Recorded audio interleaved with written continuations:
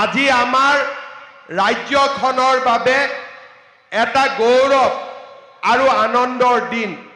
অলপ আগতে ভাৰতৰ মাননীয় প্ৰধানমন্ত্ৰী শ্ৰী নৰেন্দ্ৰ মোদী ডাঙৰীয়াই ভাৰত ৰত্ন লোকপ্ৰিয় গোপীনাথ বৰদলৈ আবক্ষ মূৰ্তি উন্মোচন কৰিছিলে আৰু তাৰ লগে লগে গুৱাহাটী বিমানবন্দৰৰ নতুন টাৰ্মিনেল বিল্ডিঙৰ শুভ উদ্বোধন কৰিছিলে।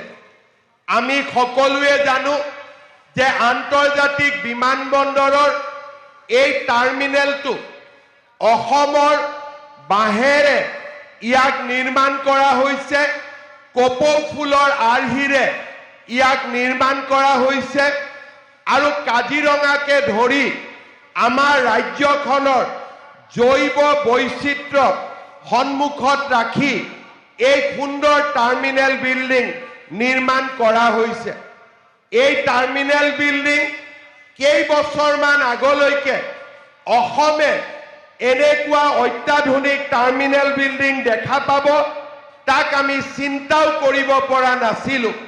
আজি প্ৰধানমন্ত্ৰী নৰেন্দ্ৰ মোদী ডাঙৰীয়াৰ আশীৰ্বাদত আজি আমি গুৱাহাটীত এনে এক বিমানবন্দৰ লাভ কৰিছোঁ যে ই দেশৰ ভিতৰতে এটা অন্যতম সুন্দৰ বিমানবন্দৰলৈ ৰূপান্তৰিত হ'ব।